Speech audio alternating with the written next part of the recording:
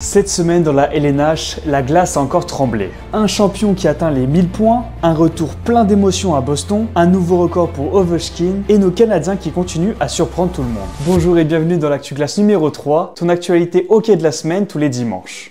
C'est l'événement marquant de la semaine, Nikita Kucherov vient d'entrer dans le club très fermé des joueurs à 1000 points en carrière. En effet, le Russe a atteint ce plateau samedi avec une passe décisive contre Anaheim, son 1000e point en 809 matchs, tous avec les Lightning de Tampa Bay. Il devient ainsi le deuxième joueur de l'histoire de Tampa à y parvenir après Steven Stamkos. Kucherov, c'est 359 buts, 641 passes et surtout une constance exceptionnelle. À 32 ans, il est l'un des attaquants les plus dangereux et élégants de la Ligue nationale. Respect.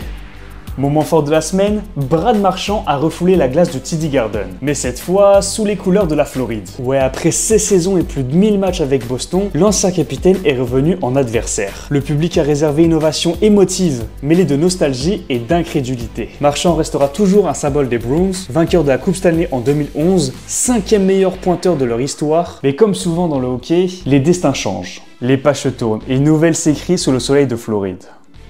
Dans les actus brefs de la semaine, Ovechkin atteint les 1500 matchs. À 40 ans, le Tsar devient le 8e joueur de l'histoire à jouer 1500 matchs avec la même équipe. Mais la fête a été un peu gâchée. Washington s'est incliné 7-1 face à Ottawa.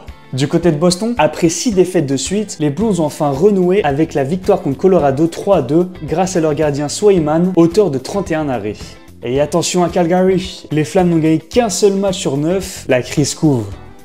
Le moment tant attendu, et c'est impossible de ne pas en parler, mais le Canadien fait sensation cette saison. Nos Glorieux pointent actuellement premier de la division Atlantique avec une fiche de 7-3-0 après 10 matchs. Au cours de la semaine, Montréal a enchaîné les performances marquantes. D'abord une victoire 4-2 contre Buffalo, puis un match épique face à Edmonton, défaite 6-5 où les deux équipes sont partagées l'avance, et enfin une remontada spectaculaire à Vancouver. Menés 2-0 chez les Canucks, les Canadiens ont renversé la vapeur pour l'emporter 4-3. Le héros surprise du match, c'est l'attaquant recru Ivan Demidov, 19 ans qui a inscrit un but et 2 passes décisives dans ce duel, signant sa première soirée à 3 points en carrière. Nick Suzuki, lui, le capitaine, n'en finit plus d'impressionner. Il a marqué lors du match à Vancouver, portant à 9 sa série de matchs consécutifs avec au moins un point. Le capitaine égale ainsi un record personnel et se place parmi les meilleurs départs de la saison de l'histoire du CH. Autre révélation, le gardien recru Jakub Dubeš, qui affiche 5 victoires en 5 départs. Invaincu, il a repoussé 28 tirs contre les Canucks et présente une fiche parfaite de 5-0-0.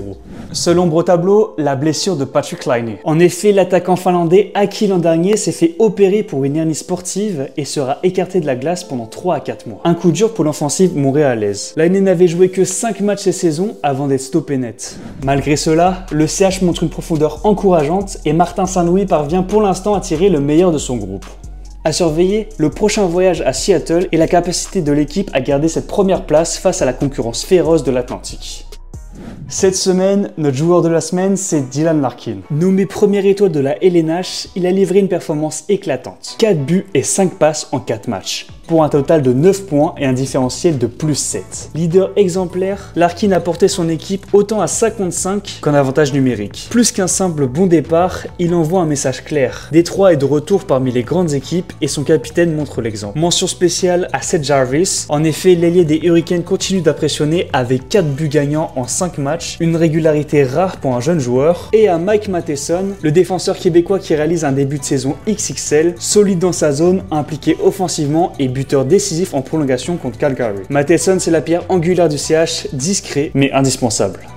Faisons un rapide point classement à l'issue de cette semaine. En division Atlantique, surprise, comme dit plus tôt, Montréal trône en tête avec 14 points, talonné par Détroit 12 points, qui profite du renfort de Patrick Kane en attaque. Les champions de 2025, les Panthers de Floride, connaissent un début de saison mitigé à 10 points. En bas du tableau, énorme étonnement, Tampa Bay ferme la marche avec 6 points seulement, payant l'absence de Stamkos parti sous d'autres sûrs.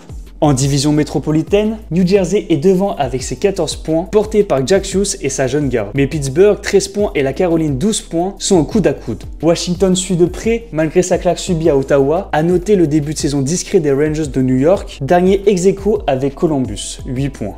En division centrale, c'est le choc. La nouvelle équipe Utah Mammoth s'est installée en tête avec 14 points. Personne n'attendait la franchise de Salt Lake City si haut, mais avec un jeu rapide et inspiré, les Mammoths surprennent tout le monde. Derrière eux, Colorado et Winnipeg suivent de très près avec 13 et 12 points. Dallas et Nashville restent à l'affût dans le peloton. En fond de grille, coup de mou pour Minnesota et Saint-Louis, 7 points chacun, qui devront se ressaisir. Et enfin en division Pacifique, pas de renversement de tendance. Vegas domine toujours 12 points avec une seule défaite en temps réglementaire. Seattle crée la bonne surprise en occupant la deuxième place, 10 points, à égalité avec Anaheim et Edmonton qui font un début correct. En revanche, c'est la soupe à la grimace pour Calgary, bon dernier avec seulement 3 petits points au compteur. Les Flames vivent un début de saison cauchemardesque, tout comme les Sharks avec 4 points. La bataille s'annonce serrée pour les places en série et pour l'instant, les Golden Knights affichent encore leur statut de patron de l'Ouest.